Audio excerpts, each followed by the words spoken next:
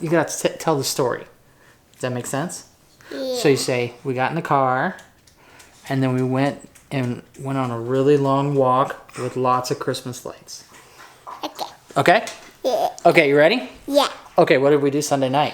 We got in the car and have a long walk, seeing the Christmas lights, but we had s'mores, and Mommy bring home a hot chocolate cup. It lights up at the bottom. Today we're talking about the low light performance in the R6.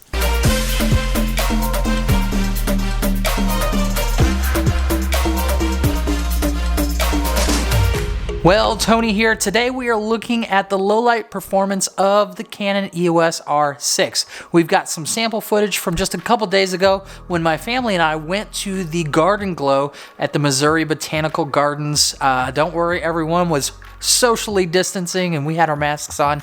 It was a good time and it was really good to get out of the house. And I figured, why not try out the low light performance on the R6? So we're going to take a look at some of the footage that we captured on Sunday night, and then after that, stick around because I'm going to give you a few tips on how to get the best low light performance out of your cameras. All right, here's the footage. Enjoy.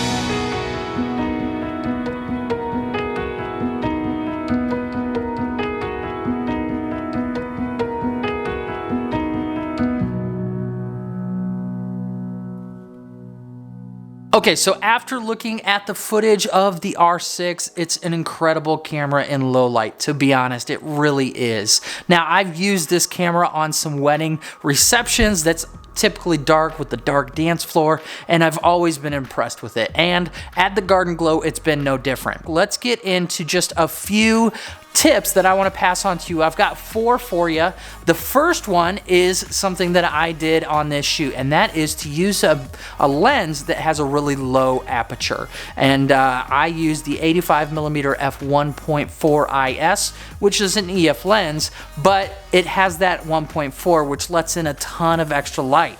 I say anything with 1.2, 1.4, 1.8, even a 2.0, that's really considered a low light lens, and it will let you have the best results because you're not fighting that f4, f4.5 that some of the kit lenses have. So whatever you can do to get a lens that lets in a lot of light. Even the new Nifty 50, which I've got coming in the mail, so we'll test that out and see how that works. The 35mm f1.8, those are some cheaper alternatives to get really good low light performance. All right, another thing that you can do to get really good low light performance is to use a low frame rate. 24 frames per second is really good. I was actually shooting in 60 frames per second because I was watching my ISO and it wasn't really creeping up really high at 60 frames per second. If you need to buy yourself more light, just drop down to 24 frames per second and plan on not slowing it down. So then you got to get a little bit smoother shots, but your ISO will be lower, making your footage better to be used. All right, another thing to do is you can try and play with not shooting in log.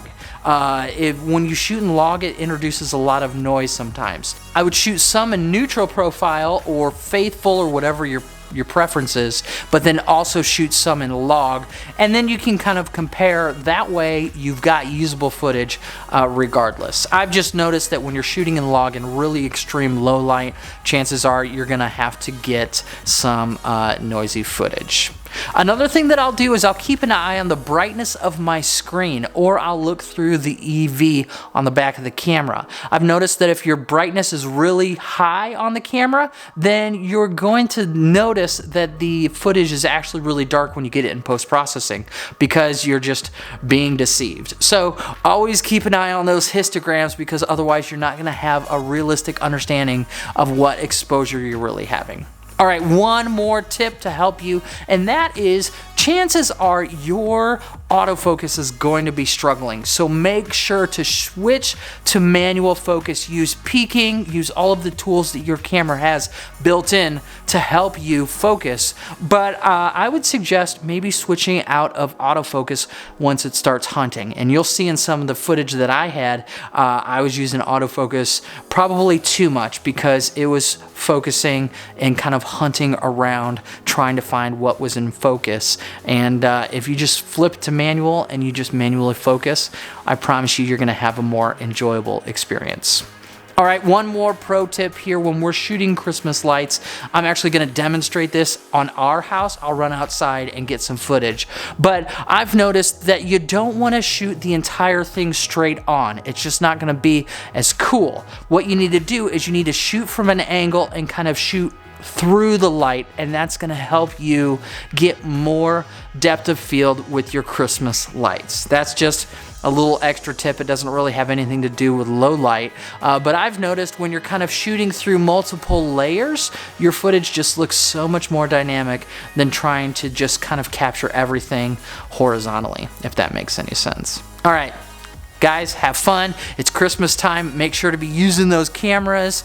Use all the tips in these videos. They're nothing, you know, earth-shattering. So, hey, you probably already knew them already, but it's a good reminder, and I wanted to take some photos and video of Christmas lights. All right, guys, if this video was something that helped you, I would love for you to like it. Subscribe to this channel if you haven't already. If you've got some tips that you want to share with the community, make sure to leave them in the comment section below, and I'll probably see you in a few days. We've got another video coming. See you soon.